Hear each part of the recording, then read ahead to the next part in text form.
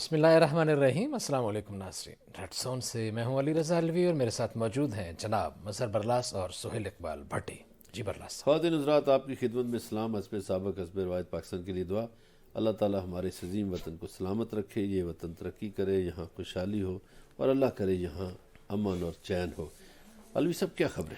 مظہر برلاس صاحب اور ناظرین، آج سارا دن وزیر اعلیٰ پرویز الہی کی قسمت کے فیصلے کے گرد خبریں گھومتی رہیں اور آخر میں کیا ہوا اور ناظرین کو بتائیں گے کیا ہوا، کیسے ہوا، عدالت نے آخر میں کیا فیصلہ دیا، کس طرح کی یقینیاں مانگی گئیں اور وہ کرائی گئی ہیں یا نہیں کرائی گئی ہیں۔ اس ساری صورتحال کے بعد اب پنجاب حکومت کا اگلا مستقبل کیا ہے اس کا بھی جائزہ لینے کی کوشش کریں گے، اور پھر سینٹ سے اسلام آباد capital territory local government act جو ہے وہ ترمیمی بل منظور ہو گیا ہے، اور اس میں جو بڑی بات ہے وہ یہ ہے کہ میئر اور ڈپٹی میئر کی نشستوں پر اب براہ راست انتخاب ہوگا، عوام ووٹ ڈالیں گے۔ اس سے پہلے یہ کونسلر وغیرہ کے ووٹوں سے بنتے تھے، اس پہ بھی بات ہوگی، اور اس کے علاوہ انہوں نے اسلام آباد کی یونین کونسلز کی تعداد بڑھا کے 125 کر دی ہے، اس پہ بھی بات ہوگی۔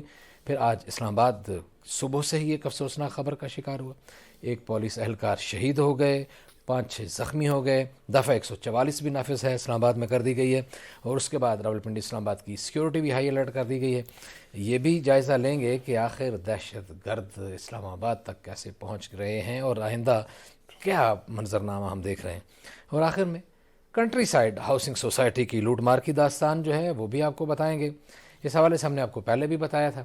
اب ان لوگوں نے جو مال پانی ظاہرہ بنانے کے لیے اس مارکیٹ میں آتے ہیں اور غیر قانونی طور پر کام کرتے ہیں اور اجازت نامے حاصل نہیں کرتے تو پھر چور دروازے حاصل کرتے ہیں، حکومت کی غلط اور ناقص پالیسیوں کا فائدہ اٹھاتے ہیں۔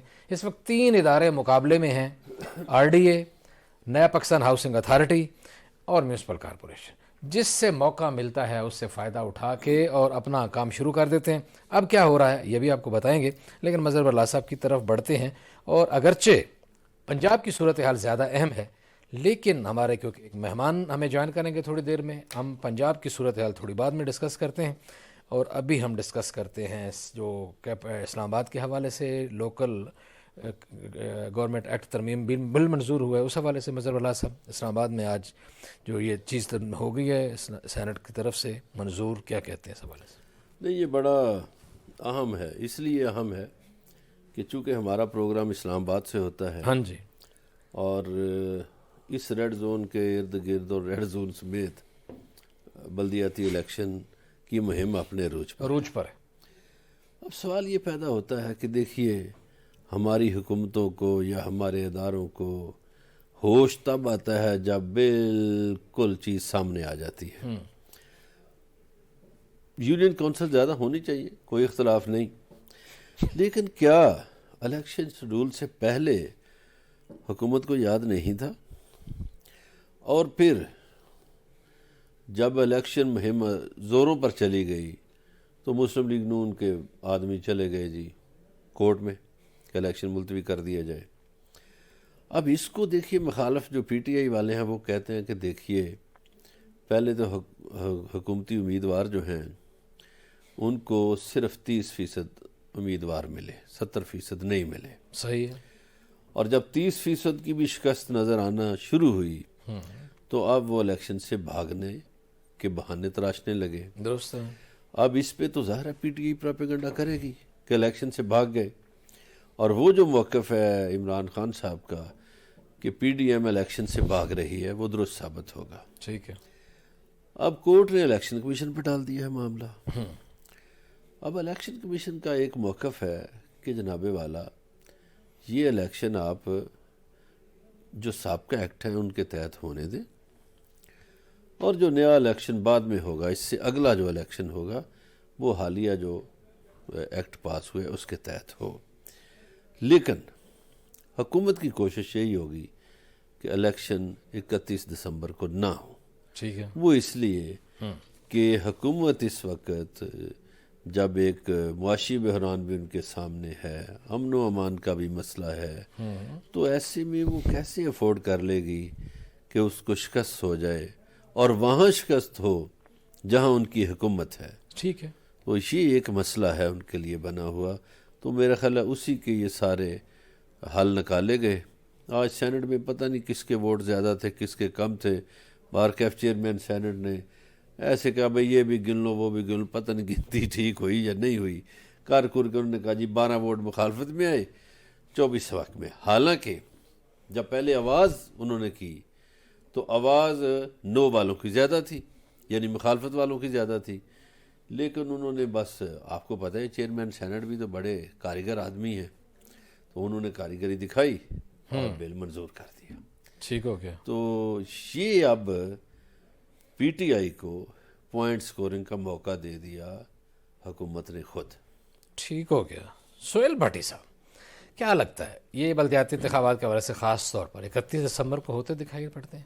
اور ایک بات اس میں اور بھی ایڈ کر لیں، حکومت ابھی جو برلاس صاحب نے بھی اشارہ کیا، مہنگائی کے ہاتھوں بھی خود پریشان ہے، اپنی بڑھائی ہوئی اپنی لگائی ہوئی آگ کے ہاتھوں پریشان ہے مہنگائی. کیا اللہ دن کا ان کے پاس کوئی چراغ آ جائے گا؟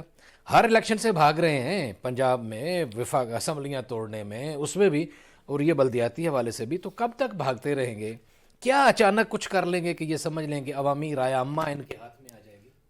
علی صاحب بڑی بدقسمتی ہے، یہ پھرتیاں چلاکیاں کچھ دنوں میں ہمیں دیکھنے کو موقع ملا، اور انہوں نے اٹیمپٹ کی، الیکشن کمیشن آف پاکستان نے ایک سٹینڈ لیا، وہاں سے ان کو ایک بریک تھرو نہ ہوا، اسلام آباد ہائی کورٹ جا پہنچے، قانون میں بھی ترمیم کر لی.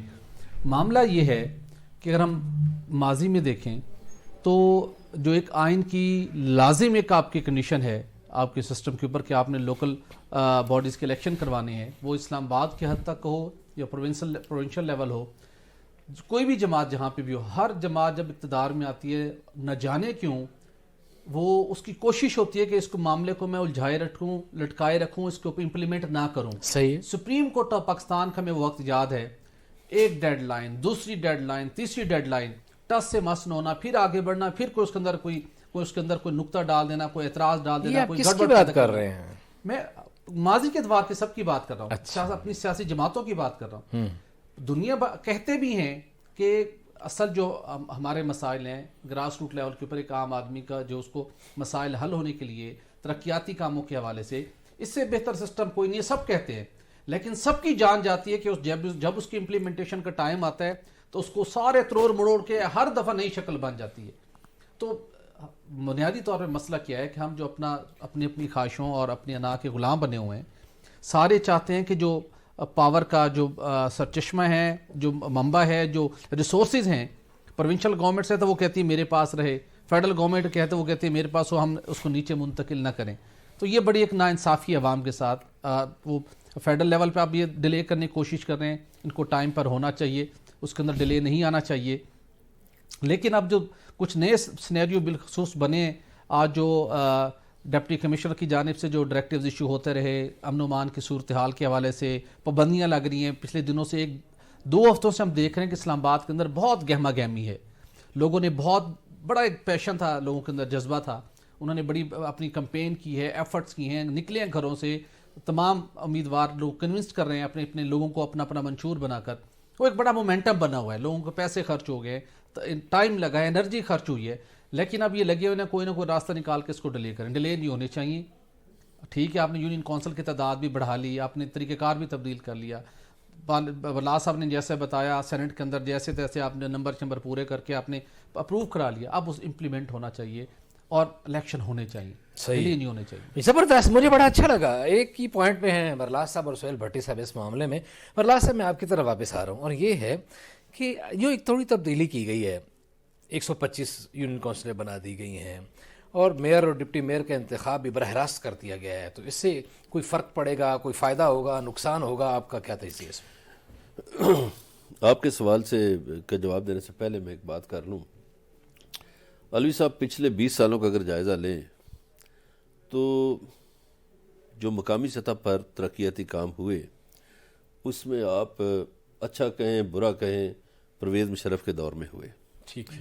اور اس کا جو ناظمین کا نظام تھا وہ اس قدر اچھا تھا کہ فنڈز آپ کے نچلے لیول تک ٹرانسفر ہو رہے تھے، اور آپ کی بیوروکریسی کو بھی مصیبت پڑی ہوئی تھی، وقت پڑا ہوا تھا کہ اچھا ہماری اے سی آر یہ لکھے گا. تو اس سسٹم کے جہاں پاکستان کے موروثی پرانے خاندان یا پرانی پارٹیاں مخالف تھیں، وہاں پاکستان کی بیوروکریسی بھی اس کے خلاف تھی. وہ سسٹم بہت اچھا تھا. اس میں بڑے ترقیاتی کام ہوئے. اس کے بعد یہ بھٹی صاحب درست فرما رہے ہیں کہ سب پارٹیوں نے لیت و لال سے کام لیا. اب یہ کرتے کیا ہیں؟ جو وزیر اعلیٰ ہوتا ہے وہ کہتا ہے جی میں اختیارات میرے پاس ہوں، فنڈز میرے پاس ہوں. وہ فنڈز ٹرانسفر ہی نہیں کرتا نیچے، اور اگر بلدیاتی سسٹم ہو تو فنڈز ٹرانسفر کرنا پڑیں گے. اب مثالیں تو ہماری سیاسی پارٹیوں کے لوگ دیتے ہیں جی جمہوریت اور پارلیمانی جمہوریت، تو جمہوریت کی جو نرسری ہے اس کے سب خلاف ہیں، اس کو یہ چلنے نہیں دیتے، وہ الیکشن نہیں کرواتے. پاکستانی عدالتیں حکم کرتی ہیں، پھر بھی لیت و لال سے کام لیا جاتا ہے. برلا صاحب اگر آپ برا نہ مانے تو یہ ہم نے دیکھا، میں نے ان سے بھی سوال کیا، وہ بھی جول دے کے نکل گئے. عمران خان کو سپریم کورٹ نے آرڈر دیا تھا اور وہ انہوں نے بھی نہیں الیکشن کروائے، انہوں نے بھی یہ بھی کر رہے ہیں. ان سب کو کیا مسئلہ ہے؟ عمران خان سے پچھلوں کو بھی آرڈر ان کو پچھلوں کو بھی آرڈر سارے لے تو لال. الوی صاحب سب کو اختیارات کا مسئلہ ہے. جس بندے کے پاس بھی اختیار آتا ہے وہ کہتا ہے کہ میرے پاس ہی اختیار ہو، صحیح ہے، میرے پاس ہی فنڈز ہوں، میں ہی تقسیم کروں. وہ عام ہمارے مشرقی گھروں میں ہوتا ہے نا، کسی ایک عورت کو بڑا شوق ہوتا ہے کہ میں گھر کی پورے کی انچارج بن جاؤں، چودرائن بن جاؤں. تو یہ جو چودرائن بننے والا چکر ہے نا، یہ ہمارے اقتدار کے کھیل میں بھی ہے. اب آ جائیے آپ کے سوال کی طرف. دیکھیے ڈائریکٹ الیکشن کروائیں، یہ میں اگین کہہ رہا ہوں کہ پی ٹی آئی کو سوٹ کرے گا. اچھا، ہاں یہ بات عمران خان تو اس کا تو شاید مطالبہ بھی یہی ہوگا کہ ڈائریکٹ الیکشن کروائے جائیں، چونکہ اس کو ڈائریکٹ الیکشن میں فائدہ ہے. ٹھیک ہے. اور جو الیکشن ڈائریکٹ انڈائریکٹ ہوگا اس میں بھلے اس کا نقصان ہو جائے، صحیح ہو گیا، لیکن ڈائریکٹ الیکشن میں اس کو، اور ہونا بھی چاہیے ڈائریکٹ الیکشن، کیوں نہیں. ٹھیک ہے. دیکھیے ایک تو یہ چھوٹی چھوٹی چودراہٹیں بھی ختم ہونی چاہیے. ایک شہر ہے، اس میں آپ بھی رہتے ہیں، بھٹی صاحب بھی رہتے ہیں، میں بھی رہتا ہوں، ہمارا تینوں کا حق ہے. صحیح ہے. یہاں یہ نہیں کہ جی فلاں بہت بڑا دھڑے باز ہے تو فلاں بڑا دھڑے باز ہے تو فلاں مروسی سیاست کر رہا ہے. جس کو لوگ پسند کریں گے ووٹ دے دیں گے. صحیح ہے، بالکل. جیسے نیو یارک کا میئر بنتا ہے، جیسے لندن کا میئر بنتا ہے، ٹھیک ہو گیا. ویسے ہمارے ہاں بن جائیں، لیکن خدا را بننے دیں. مطالبہ یہ ہے کہ بننے دیں. یہ نالیوں گلیوں کے کام جس پہ ہم اپنے ایم این ایس کو لگا دیتے ہیں. ایک اور بات میں کرتا چلوں جی، ہمارے جو بڑے شہر ہیں نا، ادھر ایک سینٹرل اتھارٹی بننی چاہیے. سینٹرل اتھارٹی کا فائدہ یہ ہوگا کہ سارے محکمے اس کو جواب دہ ہوں. ادھر ایک سڑک بناتا ہے محکمہ، دوسرے دن ایک محکمہ آتا ہے وہ سڑک اکھاڑتا ہے کہ جی میں نے ادھر سے پائپ گزارنا ہے، ان کو بعد میں یاد آتی ہے جی. تیسرے دن ایک اور محکمہ آتا ہے وہ بھی اکھاڑ دیتا ہے. تو جب سینٹرل اتھارٹی ہوگی نا، سینٹرل اتھارٹی تمام محکموں کو کہے گی جس نے سڑک بن رہی ہے، جس نے پائپ ڈالنا ہے، جو کچھ کرنا ہے کر لیں. سڑک بن گئی تو ہم اس کو چھیڑنے نہیں دیں گے. صحیح ہے. تو اس طرح پاکستان بھی نقصان سے بچ جائے گا، اور پاکستان کے شہر بھی نقصان سے بچ جائیں گے، اور پاکستان کے شہری بھی نقصان سے بچ جائیں گے. درست ہو گیا. تو یہ بڑے شہروں میں ہمیں ایک سینٹرل اتھارٹی بنا دینی چاہیے. جی بھٹی صاحب، آپ کا اس کے اوپر کیا موقف ہے؟ جی کیا کہتے ہیں آپ؟ صاحب بڑی اچھی سجیشن دی برلا صاحب نے، اور اس معاملے کو بہت اچھا آپ کا ٹاپک ہے. تھوڑا سا براڈ اسپیکٹرم میں دیکھیں، ہمارے ایم پی ایز یا ایم این ایز کا آئین اور قانون کے مطابق مقصد کیا تھا؟ ان کو جو عوام منتخب کر کے لاتے ہیں، ان کا مقصد تھا لیجسلیشن، ان کا مقصد تھا پالیسی میکنگ. یس. ان کا کام ٹھیکے، نظام، ترقیاتی کام، مال پانی، باقی معاملات نہیں تھا. یہ لوکل گورنمنٹ کے جو ہم کہتے ہیں اختیارات اور اقتدار کی نچلی سطح تک منتقلی وہاں پر تھا. اس کے بعد یہ جتنے ہم ان کے ساتھ ڈسکشن کرتے ہیں، یہ پریکٹیکلی اس سسٹم کو اپنی سیاسی موت سمجھتے ہیں. پوچھے کیوں؟ مجھے بتائیے، جب یہ سسٹم آتا ہے، ہم کسی ڈسٹرکٹ لیول سے بات کر لیں، تحصیل لیول کی بات کر لیں، وہاں پہ ڈی پی او ہو، کس کے انڈر ہوگا، کن کی ڈائریکشن پہ چلے گا، ایم پی اے کے اس سے نکل گیا جوریڈکشن سے، ایم این اے کی فیڈرل منسٹر کی جوریڈکشن سے نکل گیا، ایس ایچ او نکل گیا، پٹواری نکل گیا، قانون کو نکل گیا. سارا سسٹم جو انہوں نے ایک کیموفلاج کر کے چل رہے ہوتے ہیں، اپنی ایک اسٹیٹ امپائر بنا کے، ایک ایم پی اے بھی اور ایک ایم این اے بھی، وہ تو سارا کچھ ایک نچلی سطح تک آ جاتا ہے، اور عوام کی وہاں تک رسائی ہوتی ہے. نالی بنوانی ہے، سڑک بنانی ہے، کہاں پہ کیا گلی محلے کا بندہ ہوتا ہے جس کو آرام سے پکڑ کے بات کر سکتے ہیں. تو یہ پورا ہم نے نظام ہی بگاڑا ہوا ہے. اور انہوں نے زبردستی، وہ ضیاء الحق مرحوم کے دور کے بعد سے جب وہ ترقیاتی منصوبوں کا کام چل نکلا، آج کل ریل پیر لگی ہوئی ہے ترقیاتی منصوبوں کے نام، کدھر سے پیسے کاٹو ترقیاتی منصوبہ، ادھر سے پیسے کاٹو ترقیاتی منصوبہ، ڈی اے خان میں ریل پیل، اس اتحادی حلقے میں ریل پیل، دڑا دڑ پیسے کا بھی ضیاع ہے، پلاننگ کا فقدان ہے، غلط ترجیحات ہیں. اینڈ آف دا ڈے نہ ملک کو آپ کو فائدہ ہوتا ہے، نہ جو عوام کو آپ کو صحیح معنوں میں فائدہ ہوتا ہے. نہیں جی، فلاں کو راضی کرنا ہے اس کو اتنے ارب دے دو، فلاں کو راضی کرنا ہے اس کو اتنے کروڑ دے دو. اور پھر جو لوکل ناظم بنے گا نا علوی صاحب، اس میں یہ ہے کہ اس کی یہ مجبوری یا بہانہ نہیں ہوگا کہ میں نے لاہور جانا ہے اجلاس میں شریک ہونے، میں نے اسلام آباد جانا ہے اجلاس میں شریک ہونے. فرض کریں ملتان کا ناظم ہے تو اس کا آفس بھی ملتان ہے، صحیح ہے. اس کا اجلاس بھی ملتان ہے، اس کا گھر بھی ملتان ہے. سرگودا کا ناظم ہے تو اس کا گھر سرگودا میں ہے، اس کی اسمبلی سرگودا میں ہے، اس کا آفس سرگودا میں ہے. اس کے پاس یہ بہانہ نہیں کہ جی پنجاب اسمبلی کا اجلاس شروع ہو گیا ہے، میں تو اب 15 دن نہیں آؤں گا. نہیں، لیکن بھلا صاحب ہم نے اس زمانے میں بھی دیکھا یہ بڑے بڑے M N A M P S کے الیکشن لڑنے والے لوگ تھے، وہ بھی ڈسٹرکٹ ناظم لیول پہ آ گئے تھے اس چودراہٹ کو برقرار رکھنے کے لیے. اور وہ جو بھٹی صاحب نے جس طرف اشارہ کیا مال پانی کی طرف، وہ بھی ایک فیکٹر تھا. ہاں جی بالکل، مال پانی. آپ دیکھیں نا کہ فریال تال پر ناظمہ بنتی ہیں، شاہ محمود قریشی ناظم بنتے ہیں. ہاں جی، انہی کی طرف اشارہ تھا. اسی طرح کے اور لوگ ناظم بنتے ہیں. وہ ناظم اسی لیے بنے کہ جناب والا ہماری چودراہٹ برقرار رہے. چودراہٹ برقرار رہے.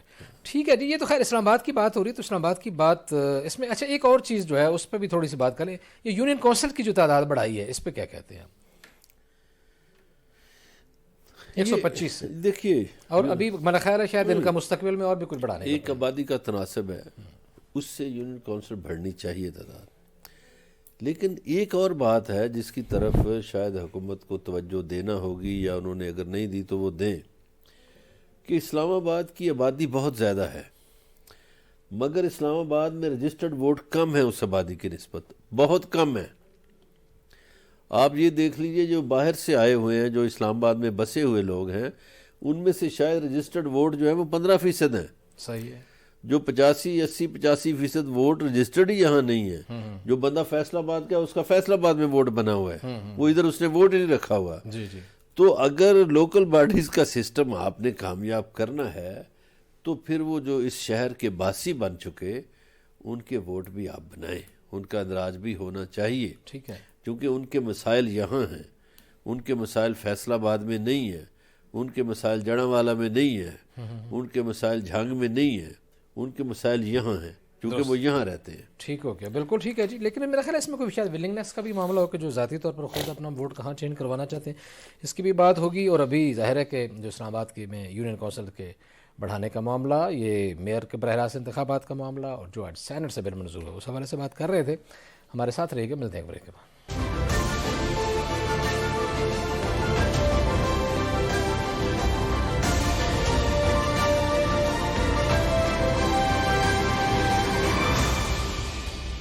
ویلکم بیک ناظرین. بریک پہ جانے سے پہلے اسلام آباد کی بات ہو رہی تھی، چلتے ہیں لاہور. آج بڑا گہما گہمی تھی لاہور میں، اور وزیر اعلیٰ پنجاب کی قسمت کا فیصلہ ہو رہا تھا جو آخر کار شام کو انہی کے حق میں ہو گیا. سہیل اقبال بھٹی صاحب سے پوچھتے ہیں جی، یہ ان کے حق میں ہوا ہے یا وفاقی حکومت کے حق میں ہوا ہے؟ کیا کہتے ہیں علی صاحب؟ بات یہ ہے کہ گزشتہ ہفتے جب ہم پروگرام کر رہے تھے، عمران خان صاحب نے اناؤنسمنٹ کی تھی کہ 1 ہفتے کا ٹائم دے رہا اور آئندہ جمعے اسمبلیاں تحلیل ہو جائیں گی. تو آپ نے کہا تھا جی بتائیے کیا ہوگا. تو میرا یہی ویو پوائنٹ تھا کہ اسمبلیاں تحلیل نہیں ہوں گی، ابھی بہت دن ہیں درمیان میں، اور جو اپوزیشن ہے وہاں پر پنجاب میں وہ بھی اپنے سارے ہنر آزمائے گی، وہ بھی حکمت عملی تیار کر کے بیٹھے ہیں. اور الٹیمیٹلی ہم نے دیکھا کہ وہ حکمت عملی ریفلیکٹ ہونا شروع ہوئی، اور آج بھلے رائٹ لیفٹ چیزیں ہوتی الٹیمیٹلی اس جگہ پر پہنچ گئیں جہاں پہ یہ تھا کہ اسمبلیاں تحلیل نہیں ہوں گی. میرا خیال یہ ہے کہ جب عمران خان صاحب، آپ کو یاد ہوگا حقیقی آزادی مارچ کا جب سلسلہ شروع ہوا، اس کے بعد جب وہ پہنچے راول پنڈی، اس وقت بھی انہوں نے اناؤنسمنٹ کی. تو اس وقت بھی ہم نے پروگرام میں یہ حوالہ دیا تھا کہ خان صاحب مسلسل یہ پریشر فیکٹر کے طور کے اوپر اس چیز کو یوز کر رہے ہیں. ٹھیک ہے. تاکہ میں کچھ چیز بڑی میں کنکریٹ حاصل کر سکوں. بالکل صحیح. سہیل اقبال بھٹی صاحب ہمارے ساتھ ٹیلی فون لائن پہ موجود ہیں. عامر سعید راں صاحب، مشیر وزیر اعلیٰ پنجاب جناب پرویز الہی. جناب عامر سعید راں صاحب، ہم آپ کو اپنے پروگرام میں خوش آمدید کہتے ہیں. بہت شکریہ جی. آج کے حوالے سے کیا کہیں گے؟ پوچھ رہے کہ عامر صاحب بھی بحال ہو گئے؟ عامر صاحب نہیں، میں وہی یہی پوچھنا ہے آپ سے کہ آج کا جو دن ہے، آج جو ابھی شام کو ایک فیصلہ آ گیا، یہ کس کی کامیابی ہے؟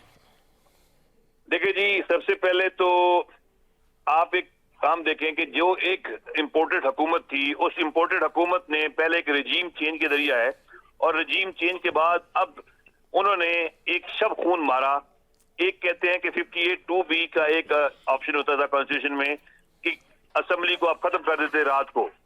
یہ رات کو اندھیرے کے اندر گورنر پنجاب صاحب نے ایک انلیگل آرڈر پاس کیا، وہ بھی کس کی ان کے اوپر جو انفارمیشن کلیکٹ کی یا ان سے انہوں نے اپنی لیگل اوپینین کی، اور ایک گورنمنٹ جس کو سپریم کورٹ نے واضح طور پہ کہا تھا کہ یہ الیکٹڈ گورنمنٹ ہے اور ان کے ووٹ کاؤنٹ ہو چکے ہوئے ہیں، اس بیس پہ اس کو انہوں نے ڈی نوٹیفائی کر دیا. اب اس ڈی نوٹیفیکیشن کا جو آرڈر تھا اس کو جو آج کورٹ نے سیٹ اسائڈ کیا ہے، تو سیٹ اسائڈ کرنے میں انہوں نے بڑا کلیئر بات، سیٹ اسائڈ طریقے سے سسپینڈ کیا ہے. سسپینڈ کرنے میں یہ بات کیٹیگوریکلی کلیئر ہو گئی کہ اس کے پاس اسے اگر لیٹر دینا تھا اور اعتماد کا ووٹ لینا تھا سی ایم نے، تو بیسک وہاں پر جو اجلاس تھا وہ اسپیکر نے کنڈکٹ کرانا تھا. اسپیکر نے اجلاس کنڈکٹ نہیں کرایا، تو جب اسپیکر نے اجلاس کنڈکٹ نہیں کرایا تو ریفرین بھی نہ کیا سی ایم نے، تو اس کا آپ اس کی جو گورنمنٹ تھی اس کو آپ نے سی ایم کو وہاں سے ریموو کر دیا، اس کی کیبنٹ ختم کر دی. تو میں کہتا ہوں یہ پاکستان تحریک انصاف کی کامیابی ہے، پاکستان مسلم لیگ کی کامیابی ہے، پنجاب کے عوام کی کامیابی ہے کہ جنہوں نے اتنا کچھ ہونے کے بعد بھی آج کورٹ نے یہ ریلیف دیا اور یہ کہا کہ یہ ٹھیک ہو گیا. لیکن میں پھر وہی سوال دہراؤں گا کہ اب اسمبلیاں تحلیل کرنے کی پابندی جو ہے کہ نہ کرنے کی جو یقین دہانی ہے، اور اسمبلیاں تحلیل نہ ہوں، یہ وفاقی حکومت کی خواہش تھی، تو ان کی خواہش تو پوری ہو گئی. تو یہ تو میرا خیال ہے کوئی ون ون پوزیشن ہے، سب کی عزت بچ گئی.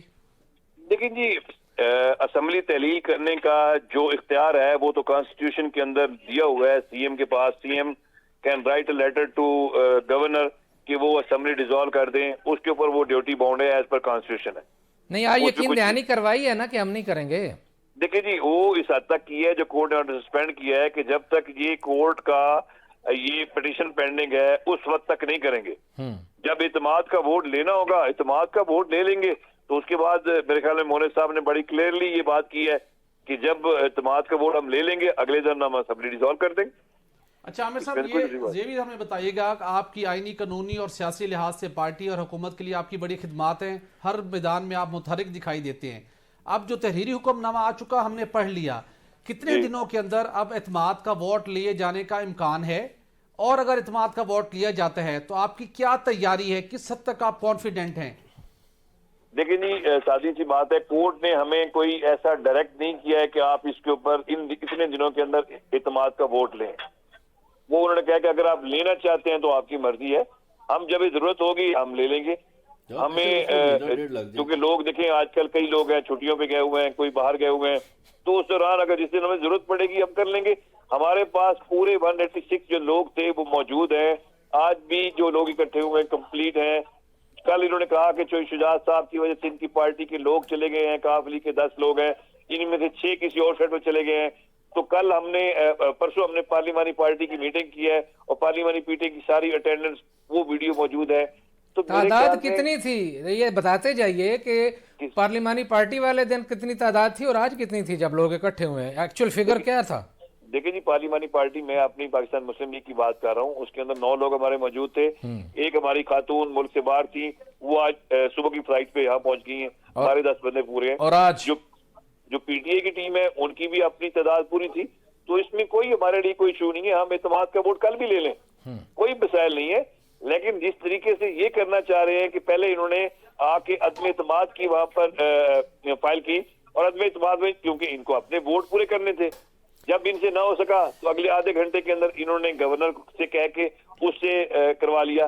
اب گورنر تو بیچارہ مجبور تھا کہ اس کو کس طریقے سے مجبور کیا گیا کہ آپ ان کو ڈی نوٹیفائی کرو، حالانکہ ہی واز ریلیکٹنٹ، وہ چاہتا تھا کہ مجھ سے انلیگل کام نہ کروایا جائے. لیکن کئی لوگ تھے جنہوں نے انلیگل کام کروایا. عامر سعید رانا صاحب، جی سر. گزارش یہ ہے کہ عدم اعتماد کی تحریک وزیر اعلیٰ کے خلاف تو واپس ہو گئی، لیکن اسپیکر اور ڈپٹی اسپیکر کے خلاف تو عدم اعتماد کی تحریک موجود ہے، وہ تو واپس نہیں ہوئی. اس کا کیا علاج کریں گے آپ؟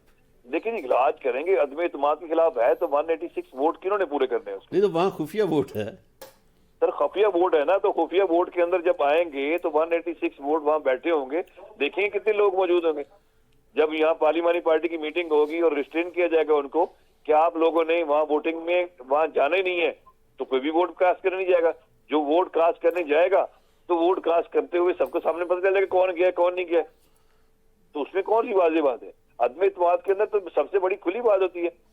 آپ اسمبلی کے اندر بندے بٹھائیں نا، آپ اسمبلی کے اندر جو آیا اس کا مطلب وہ آپ کے خلاف جا رہا ہے، جو اگینسٹ گیا تو اس کو آپ جو ہے نا آرٹیکل 63 میں فارغ کر سکتے ہیں. اچھا عامر صاحب تھوڑا سا یہ بھی ہمیں بتائیے گا عامر سعید ران صاحب، اسلام آباد کے اندر یہ ایک امپریشن ہے اور یہ امپریشن ہر گزرتے دن کے ساتھ تقویت پکڑتا جا رہا ہے کہ چودھری پرویز الہی صاحب اور مونس الہی صاحب گڈ کاپ اور بیڈ کاپ کا رول پلے کر رہے ہیں، اور چودھری پرویز الہی صاحب کی کنیکٹیویٹی مسلم لیگ نون کے ساتھ کہیں نہ کہیں ہے، کہیں نہ کہیں ڈائریکٹلی انڈائریکٹلی انہیں فیسیلیٹیٹ کر رہے ہیں اور آگے چل کے شاید کچھ چیزیں سامنے بھی آئیں. کیا آپ سمجھتے ہیں کہ ایسا کا امپریشن آپ کو بھی فیل ہوتا ہے؟ اگرچہ کہ یہ بڑا سینسٹیو معاملہ ہوگا، ٹاپ سیکرٹ ہوگا، لیکن امپریشن اسلام آباد کے اندر یہ بہت بڑھتا جا رہا ہے ہر گزرتے دن کے ساتھ. میں بھائی آپ کو بڑی ایک واضح اور کلیئر طریقے سے بات بتا دوں، نہ پاکستان مسلم لیگ نون سے چوہدری صاحب کا کوئی تعلق ہے، نہ کوئی رابطہ ہے اور نہ ہی کوئی رہے گا.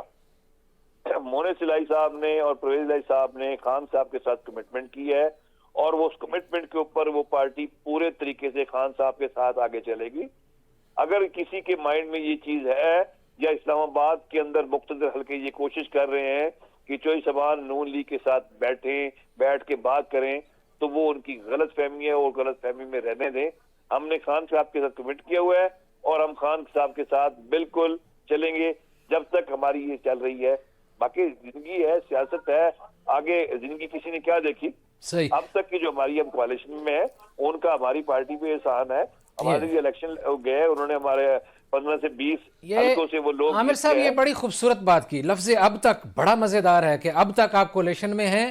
بات یہی تھی کہ آئندہ کیا ہوگا. اسی امپریشن کی ایک بات اور بھی ہے کہ یہ بھی امپریشن ہے کہ چودھریوں کے آپس میں کوئی ایسے اختلافات نہیں ہیں، یہ بھی ایک مینج کی. صاحب انہوں نے اور کئی اور لوگوں تھے جنہوں نے ان کو اس سائٹ پہ شامل کرایا، تو ہمارا ان کے ساتھ دیکھیں عزت کا رشتہ ہے. چودھری شجاعت صاحب کے ساتھ وہ رہنا ہے، ہر بندے کے ساتھ ہم عزت سے بات کرتے ہیں، لیکن پولیٹیکلی ہماری پنجاب کی پارلیمانی پارٹی ہے وہ چودھری پرویز الہی کے ساتھ متحد ہے.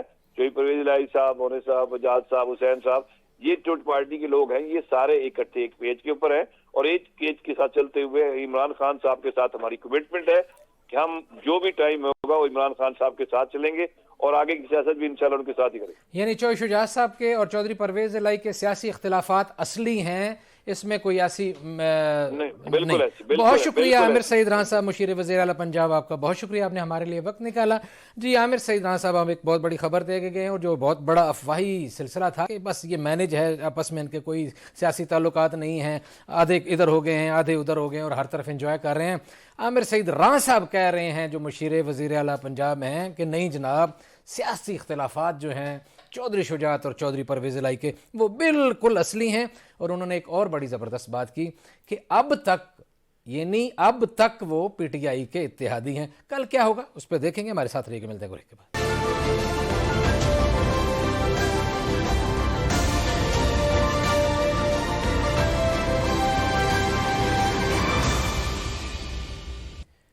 ویلکم بیک ناظرین.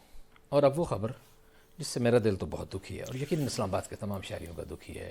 پولیس اہلکار ایک شہید ہو گیا اور 6 زخمی ہو گئے. دھماکہ ہوا، کیا کہتے ہیں مسرور اللہ صاحب، بڑی تکلیف دہ بات. اور یہ دہشت گردی اسلام آباد تک کیسے پہنچ رہی ہے؟ ہاں، میں نے اس پہ زیادہ بات کرنی ہے.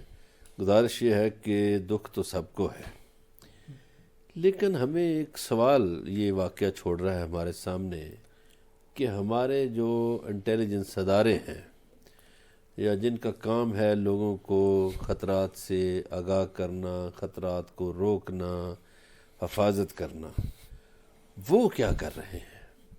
جب آپ کے وفاقی دارالحکومت تک رسائی ہو گئی دہشت گردوں کی، تو پھر پیچھے کیا رہ گیا؟